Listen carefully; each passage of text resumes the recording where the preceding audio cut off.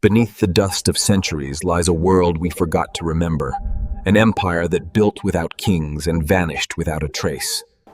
They lived in peace when the world knew only war.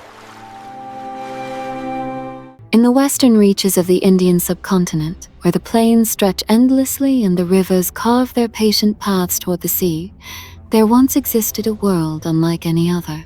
Thousands of years before the rise of Greece, long before the pharaohs raised their monuments on the Nile, a civilization was already flourishing in the valleys of the Indus Sarasvati. It was a world born of water and earth, guided by rhythm rather than conquest, its pulse beating softly beneath the dust of ages. When the winds sweep over those plains today, they whisper of streets long buried, of voices that spoke a language no one can read, of a people who built a society so organized, so harmonious, that it defies the chaos of later empires. This was the Indus civilization, the first great urban experiment of humankind. It began quietly. No king proclaimed its founding, no single hero shaped its dawn. It grew from villages scattered across fertile floodplains, communities bound by trade and ritual. The rivers were their lifeblood. Each year they rose and fell, flooding the soil with the promise of grain. From this rhythm came permanence. The people learned to build with baked brick instead of mud, to measure time and distance with precision, to trade their surplus far beyond the horizon. And in this slow, deliberate way, a civilization was born. Not through war, but through the art of living together. Archaeologists tell us that it began around 3300 BCE, though its roots may stretch even deeper into the Neolithic past. Its early settlements, small and unassuming, dotted the landscape from the highlands of Balochistan to the delta of the Indus. Among them, one name stands out, Mayo. There, the first farmers of South Asia sowed barley and wheat, herded cattle, and shaped beads from carnelian and lapis lazuli. Their homes, simple yet ordered, stood in tidy rows. They buried their dead with care, placing ornaments and tools beside them. Even in those earliest layers of soil, there is a hint of something remarkable. A sense of balance, a respect for design, a quiet discipline that would later blossom into urban perfection. Centuries passed. Villages became towns, and towns became cities. Around 2600 BCE, the transformation was complete. Across a vast territory, larger than Egypt and Mesopotamia combined, stood a network of cities connected by trade, law, and culture. Harappa in the north, Mohenjo-Daro in the south, Dhalavira in the west, Lothal by the sea. Each followed the same mysterious plan. Streets laid in perfect grids, drainage systems beneath the ground, granaries for storage, public baths for ritual or hygiene. There were no palaces towering over the common people, no temples reaching toward heaven, yet order prevailed. The very bricks used in construction were uniform in size, as though guided by a single unseen authority. Who enforced this discipline? No one knows. Perhaps their power lay not in kingship but in consensus. Their script remains unread, a sequence of symbols carved on seals and pottery, fish, birds, tridents, and circles arranged with careful symmetry. Scholars have tried for decades to decipher them, searching for echoes of Sumerian or Dravidian tongues, but the signs remain silent.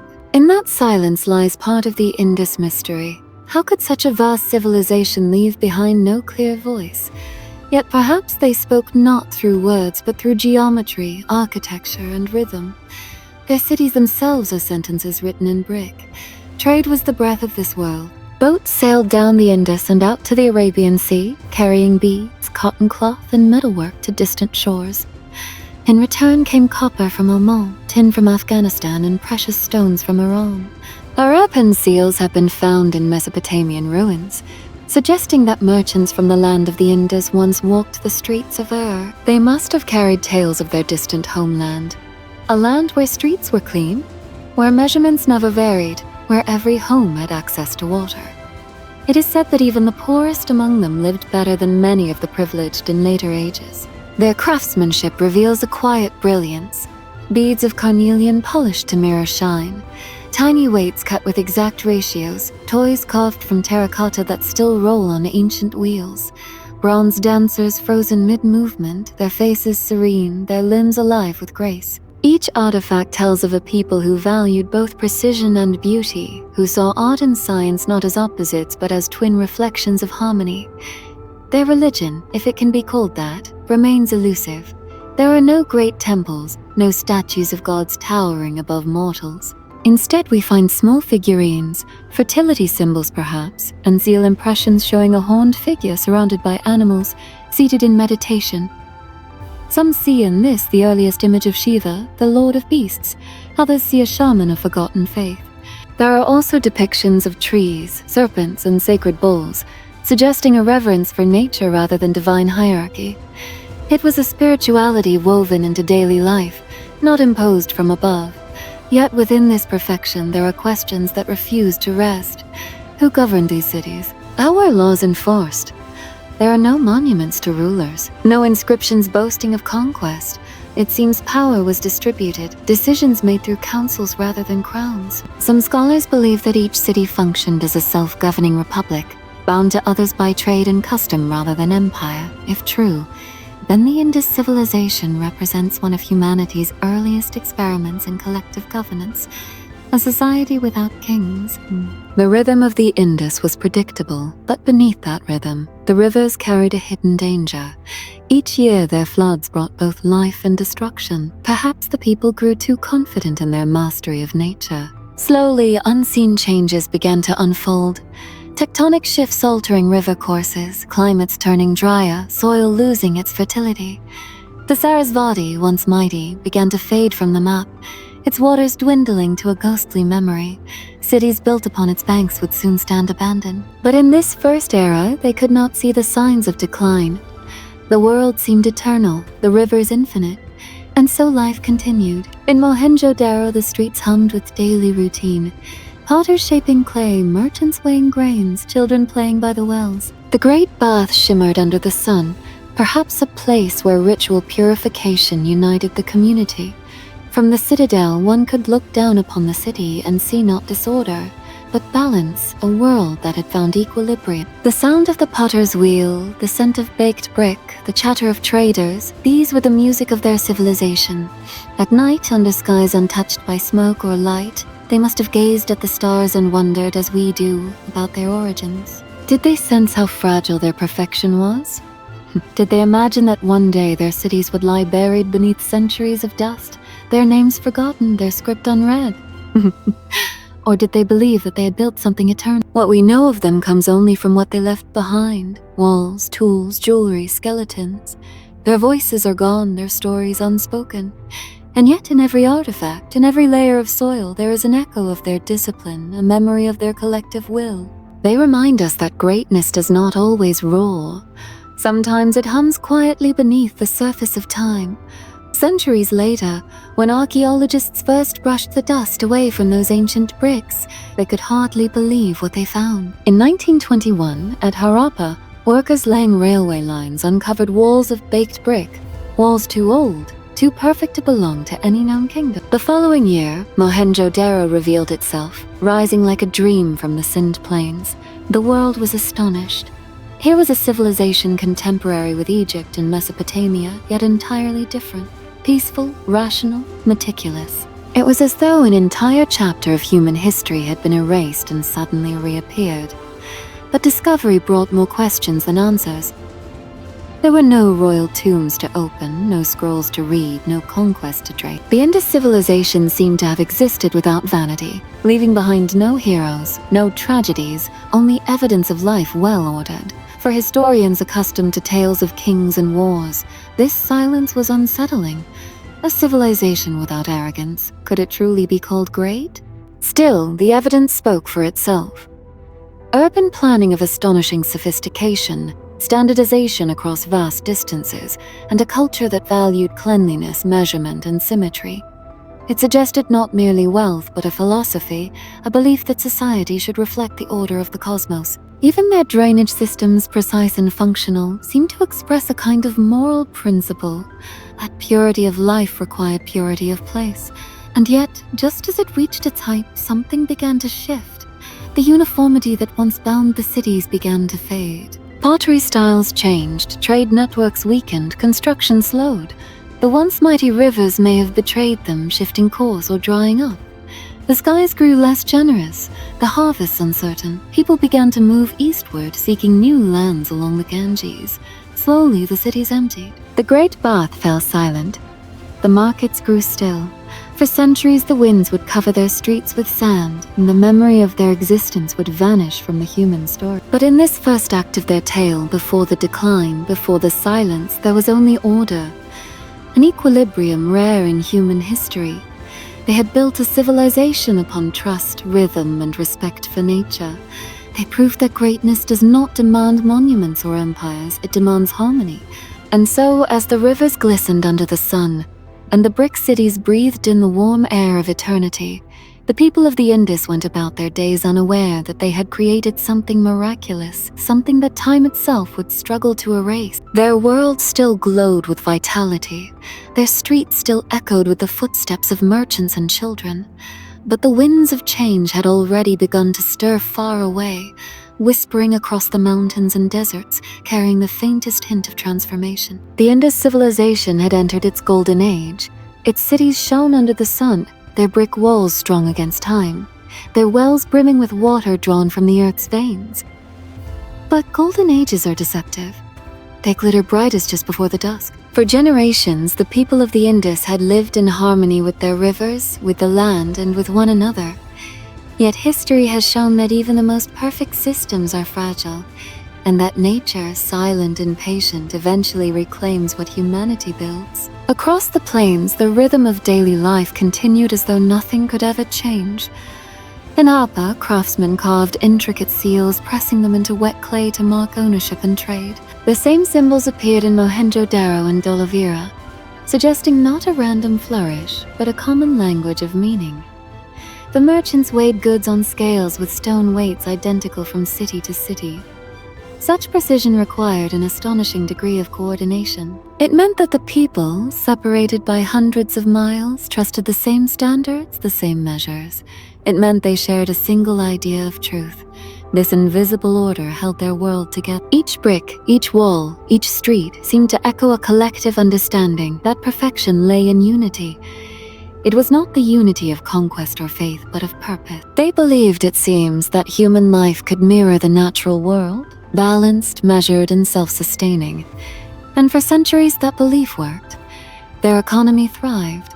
Artisans, potters, metalworkers, and traders formed the backbone of their city. Copper and bronze flowed through their hands like veins of prosperity. They shaped tools, ornaments, and statues with a mastery that defied their age. Their pottery glowed with red slip and black designs, birds, fish, and geometric patterns that spoke of an artistic eye and a steady hand. Cotton, woven into cloth, was traded far beyond their borders. It was, as some say, the first civilization to spin the softness of the plant into thread.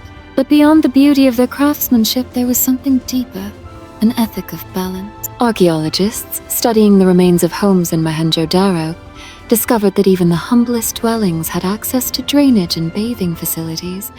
The distinction between rich and poor was minimal. This was not a civilization of towering elites and suffering masses. It was a civilization of citizens. Their streets belonged to everyone. Their cities, though vast, were built with an intimacy that suggested belonging.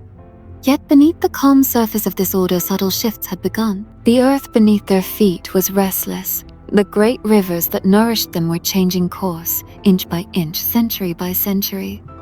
The Sarasvati, once the lifeline of their western cities, began to drop. Perhaps earthquakes altered the flow of tributaries, perhaps climate patterns shifted. Whatever the cause, the result was the same. Wells grew shallow, crops struggled, and trade routes faltered.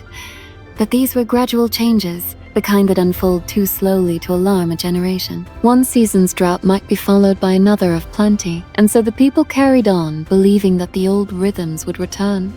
It is easy for us to imagine collapse as sudden, a single catastrophic moment, but civilizations often fade like the setting sun, slowly and almost imperceptibly. For the Indus, decline came quietly.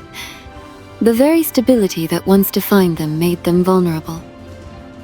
They had built their world on predictability, on the faith that the rivers would always flow, that the seasons would always turn. When nature broke that rhythm, they had no model for chaos. Still, before decline there was height. Mohenjo-Daro stood as a marvel of planning. Its central citadel overlooked wide streets paved with baked brick. Every home was connected to a drainage system that emptied into larger channels, covered and maintained. Wells dotted the city, so many that archaeologists counted hundreds.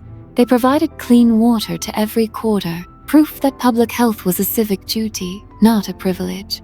In the Great Bath, steps descended into a pool lined with bitumen to prevent leakage. The people may have gathered there not merely to cleanse their bodies, but to reaffirm their unity. Elsewhere, in Harappa, vast granaries stored the harvests. Their design, rows of platforms for drying and ventilation, shows a level of administrative planning. The people had mastered the balance between nature and management. There was no evidence of slavery, no depictions of kings. It was as if authority existed everywhere and nowhere at once. Power was diffuse, spread among the citizens, rooted in trust rather than fear. Trade bound them to the world beyond their borders. Through mountain passes and desert routes, their goods reached the lands of Sumer and Akkad. Mesopotamian records mention Nimlua, a distant, prosperous land believed to be the Indus Valley. They spoke of Maloan ships arriving with exotic wares, timber, ivory, beads, and textiles. A seal discovered in Mesopotamia bears the mark of an Indus merchant, proof of contact across ocean. Imagine those voyages, wooden boats cutting through the tides of the Arabian Sea, carrying the hopes of a civilization across waters uncharted and vast. The merchants must have returned with stories of foreign temples, strange scripts, and unfamiliar gods. Yet within their hearts, the grid-lined order of their own cities must have felt like perfection unmatched. But history does not allow perfection to stand unchallenged. The rivers began to betray them. Satellite studies in our time reveal ancient dried riverbeds running through the desert of Kholistan, ghosts of streams that once fed cities now long gone. When the water disappeared, so too did life. The soil hardened, the fields cracked, and the trade boats found no harbor. Some cities, like Mohenjo-Daro, seem to have faced catastrophic floods instead. Ironic that some drowned even as others dried. Perhaps the rivers swung wildly between extremes, their courses unstable. The people could not adapt fast enough. As resources dwindled, signs of stress appeared. The uniformity of pottery and brick ratios began to decline.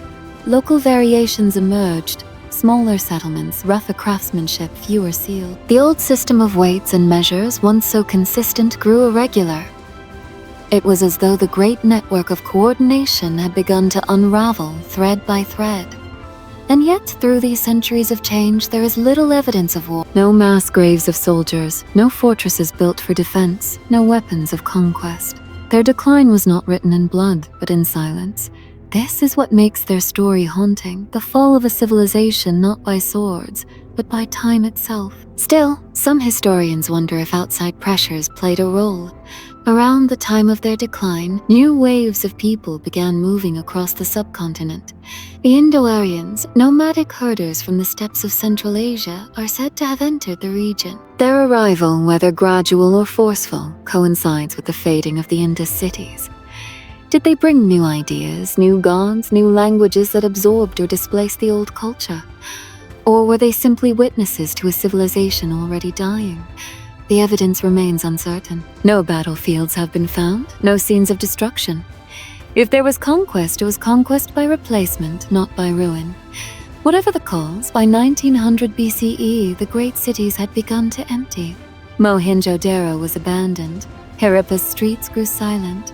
The people moved eastward, following the promise of new rivers and fertile lands. The knowledge they carried, their craft, their discipline, their sense of balance, did not vanish entirely.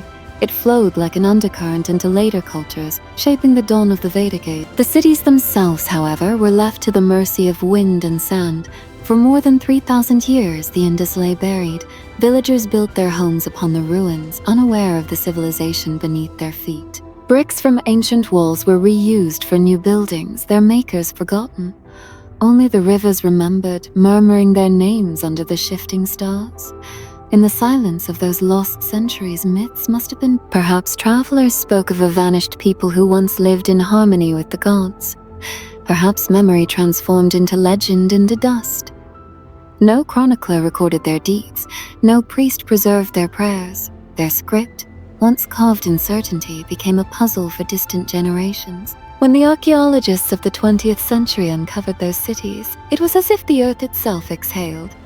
What they found was not a tale of kings or wars, but of citizens and engineers, of planners and dreamers. They found evidence of a people who believed that civilization was not about power, but about order. Their cities were not built for domination, but for coexistence, and that, perhaps, is the greatest mystery of all. For every great empire since, the Persians, the Greeks, the Romans built upon the ruins of others through conquest, but the Indus left no trace of ambition beyond survival and beauty. They remind us that the measure of greatness is not in expansion but in endurance. They endured for nearly a millennium, quietly, peacefully, until nature itself shifted the rules of the game. By the time the last of their cities fell silent, humanity had already moved on. The world forgot their name, their script, their way, but something of their spirit endured.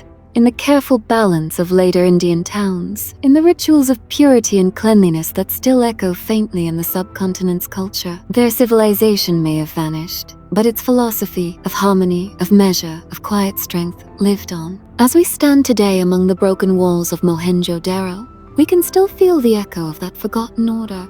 The bricks, warm under the sun, seem to hum with memory. If you close your eyes, you can almost hear the murmur of the old river, the sound of children playing, the rhythm of a potter's wheel. For a moment, time bends and the city lives again. But the moment passes and only the wind remains, carrying dust, carrying silence, carrying the faint memory of a people who once mastered the art of balance. The empire had not yet fallen completely, but its shadow had begun to lengthen. The golden age of the Indus was ending, not with violence, but with a whisper. The next age would bring movement, migration, and transformation. The rivers would carve new paths, the people would forge new beliefs. The civilization that had built itself upon the promise of eternal order would now face the one truth that even they could not control, the impermanence of all things. The empire that had risen from the dust of time was now slowly, quietly beginning to return to it. When a civilization fades, it rarely vanishes at once. Its final breaths linger in forgotten corners and scattered villages in the habits of those who survive it. The Indus civilization, though crumbling at its edges, did not simply fall into silence overnight. It transformed, slowly, reluctantly, its once great order dissolving into fragments that would seed the future. The people, driven by hunger and shifting rivers, began to move eastward. They followed the faint promise of new waters, leaving behind the cities that had defined them for centuries. The roads they once walked, the wells they once built, the seals they once carved, all began to fall under the patient weight of time. In the ruins of Mohenjo-Daro, the last generations must have felt the change. The once bustling streets were emptier. The great bath stood still, its water murky, its stones cracked under the sun. The steady hum of the potter's wheel, the rhythm of trade and laughter, all had grown faint. The river that had given them life may have turned against them, flooding unpredictably or retreating beyond reach. When the balance that had sustained them began to falter, the people did what all people do when faced with change. They adapted, they moved, and they remembered. Some scholars believe that groups of Indus people resettled along the plains of the Ganges, where new rivers offered the possibility of survival. There, amid the forests and fertile soils, the memory of the old cities must have echoed faintly in their custom. They built smaller villages, less organized, but not without pattern. The sense of cleanliness, the practice of standardized weights, and the use of fired brick persisted in subtle forms. The language they spoke, lost to us, may have mingled with the tongues of newcomers to something new. The Indus did not disappear. They changed their name, their form, their rhythm. In time, these survivors met others. Across the mountains and steppes came the Indo-Aryans, tribes of herders and warriors whose gods rode the wind and thunder. They brought with them a new vision of the universe, one shaped by hymns and sacrifice. Their arrival marks one of the great turning points of South Asian history, a meeting, or perhaps merging of worlds. For centuries, historians imagined this encounter as a violent invasion, a storm that swept away the old and established the new. But evidence paints a subtler picture. There was no burning of cities, no mass graves of war. Instead, there was transition. The newcomers found a land already rich in memory, already shaped by an ancient order. And though they may not have understood the Indus script or architecture, the spirit of organization they found must have influenced them deeply. As the Indo-Aryans settled and composed their hymns, the Vedas, they spoke of rivers and rituals of cosmic order and purity. They spoke of a balance between humans and the divine, between creation and destruction. And within those hymns, faintly, there lingers an echo of the Indus worldview, the reverence for water, the symbolism of purification, the idea that harmony sustains life. The Vedic concept of Rita, the cosmic order, may well have found its roots in the practical order of the Indus, their measurements, their city grids, their respect for cycles. What the Indus practiced as architecture, the Aryans expressed as philosophy. The form had changed, but the essence endured. Meanwhile, the old cities continued to decay. Sand and silt filled the streets. The baked bricks, once strong and uniform, cracked under centuries of heat, and monsoons washed away rooftops and walls, turning grand citadels into shapeless mounds. Wild grass grew where markets once stood, and the laughter of children gave way to the rustle of wind. When travelers later passed those plains, they may have seen the mounds but not recognized them as cities. The very scale of the Indus civilization worked against its memory. Its order was too subtle, its silence too complete. Empires that fall in blood leave ruins that scream. The Indus fell in quiet, and quiet is easily forgotten. Archaeologists, thousands of years later, would call this the late Harappan phase. The decline was real, but not absolute. Small communities survived, adapting to their new environment. Pottery grew simpler, less polished, but the forms remained. Seals became rare, yet the habit of trade did not vanish. In some regions, the use of metal continued. In others, stone replaced bronze. It was as if the civilization was shedding its complexity, returning to a more primal state, conserving what it could. Yet, even in this reduced form, there was dignity. They did not collapse into barbarism. They retreated with grace. The causes of their decline remain debated. Some point to climate change, the drying of rivers and shifting monsoons. Others suggest tectonic activity that altered water flow and rendered the land uninhabitable. Still others argue that overuse of resources, deforestation, and salinization of soil gradually undermined their agricultural base. It was not one catastrophe, but many small fractures that, over time, broke the structure apart. And through it all, the people remained resilient, adjusting and surviving till there was nothing left to sustain the old way of life. It is tempting to imagine the final days of Mohenjo-Daro. The city once proud stands half deserted. A few families remain stubborn or hopeful. The river's course has shifted, the wells are dry, and the air hangs heavy with heat. Traders no longer arrive from distant lands. The ports are silted, the roads uncertain. Yet in some homes, the potter still works. The craftsman still polishes beads. The mother still prepares grain for her children. Civilizations do not die in a single heartbeat. They fade in the routines of those who refuse to leave. One morning, the last fire and the last hearth goes out, and no one is left to relight it. For centuries afterward, nature reclaimed what man had made. Floods deposited new layers of silt, burying the walls deeper. The desert winds sculpted dunes over the ruins. The cities vanished beneath the landscape, becoming part of it. When new cultures arose in India, they did so on ground already sanctified by the memory of the Indus, though they did not know it. The stories of the old world slipped into myth, perhaps inspiring faint memories of lost ages mentioned in ancient texts. The land remembered, even if the people did not. When British archaeologists rediscovered Harappa and Mohenjo-Daro in the early 20th century, they were struck not only by their antiquity, but by their sophistication. What they found defied the evolutionary narrative of civilization. How could such precision, such order exist without kings, without temples, without war? The Indus forced historians to rethink the very definition of civilization. It proved that humanity's greatness need not always be measured in conquest. It could also be found in the quiet perfection of urban design, in the fairness of shared resources, in the peace of a well-governed community. In the absence of hierarchies, they found harmony. In the absence of armies, they found stability. Even now, we know so little. We cannot read their language, and so we cannot hear their thoughts. We cannot name their leaders, for they left no statues of themselves. Their gods, if they had any, remain faceless. Yet, in the geometry of their cities, in the precision of their measurements, we see a reflection of their mind, ordered, disciplined, rational. It is possible that they did not build monuments because they did not need to. Their civilization itself was their monument. As we trace the timeline of their disappearance, we find that by around 1700 BCE, the great urban centers were gone. The land that once echoed with trade and laughter now lay silent. New peoples, new languages, and new beliefs would take root. The Indus Valley Civilization would fade from memory, its knowledge dispersed among countless descendants. The very rivers that had given it life would change their courses, reshaping the geography of northern India. The world moved on, leaving behind a riddle buried under the soil. And yet, even as it disappeared, it shaped everything that came after. The sense of cosmic balance found in later Indian thought, the emphasis on cleanliness and order in daily life, the architectural focus on symmetry, all these may trace their lineage to the Indus. Civilizations do not truly die. They are absorbed, transformed, and reborn in new forms. The Indus, unseen, still lived in the rhythm of the land, in the silence of the rivers, in the patterns of thought that defined the subcontinent for millennia. If one were to stand today upon the mounds of Mohenjo-Daro at dusk, one might feel that strange duality, the presence of absence.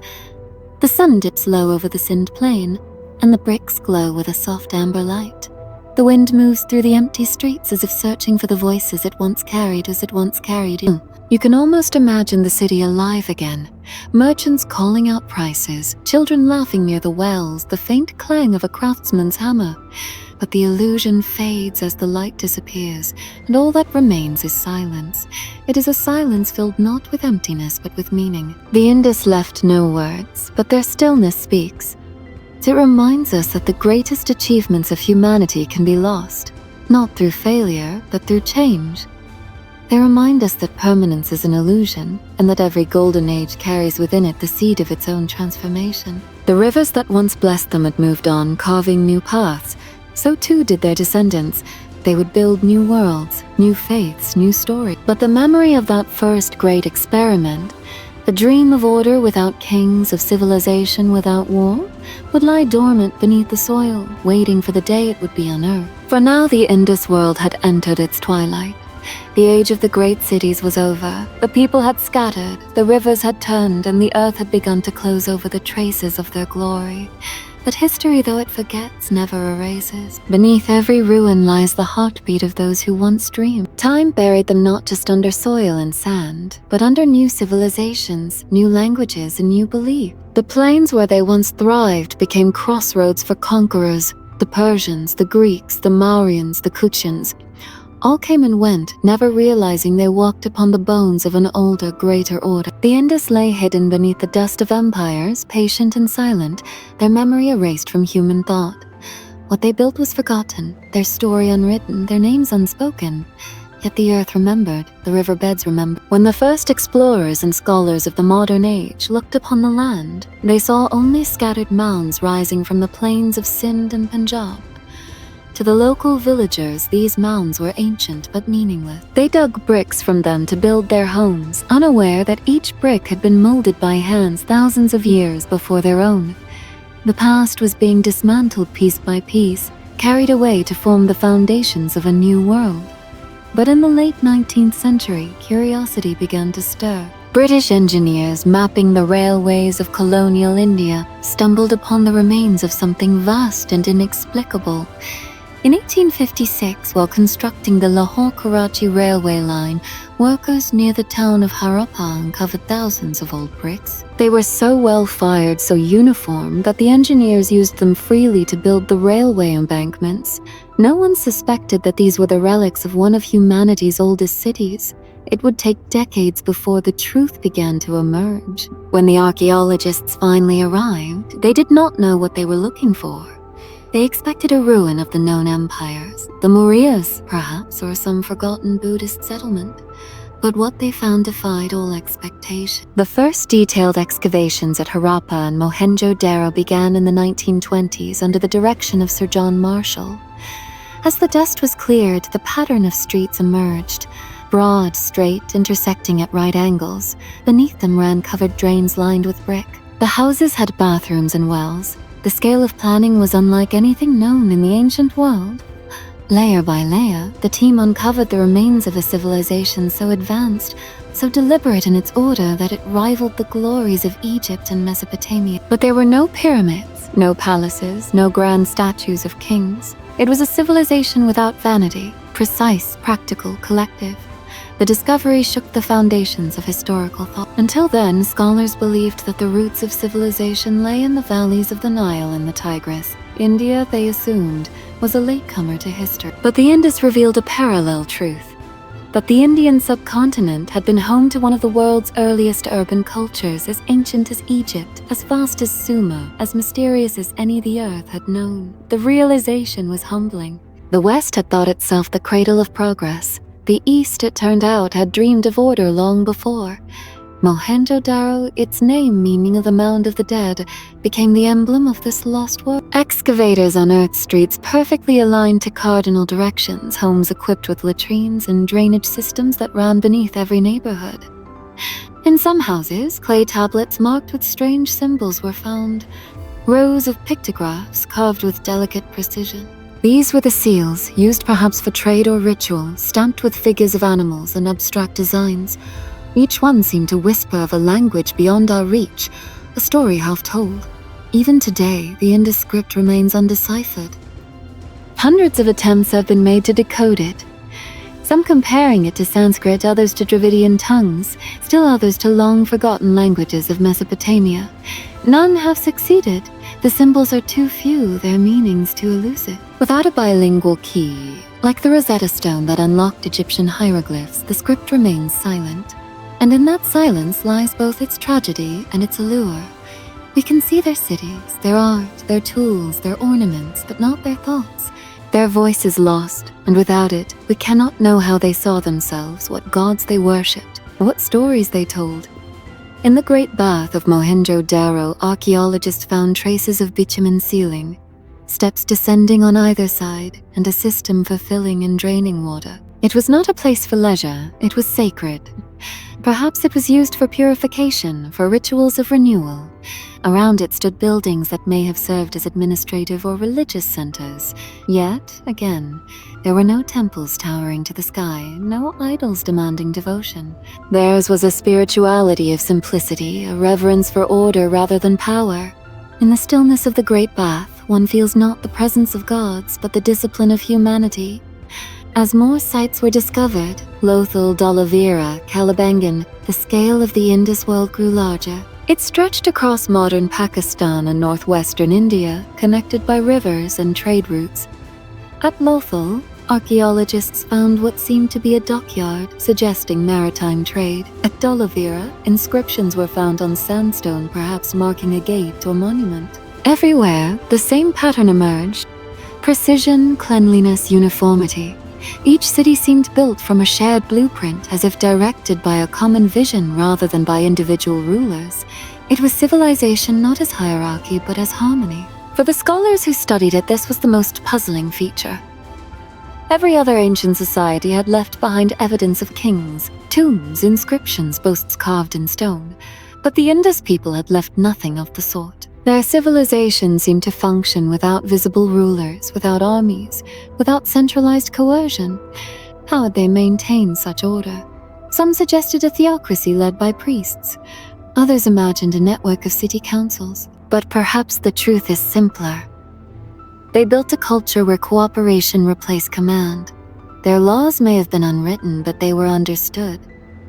When John Marshall published his findings, he described the Indus civilization as a challenge to the pride of modern man. It forced humanity to confront its arrogance, the assumption that progress was recent, that order was born of power. The Indus revealed another possibility, that wisdom, discipline, and peace could coexist without empire, without conquest.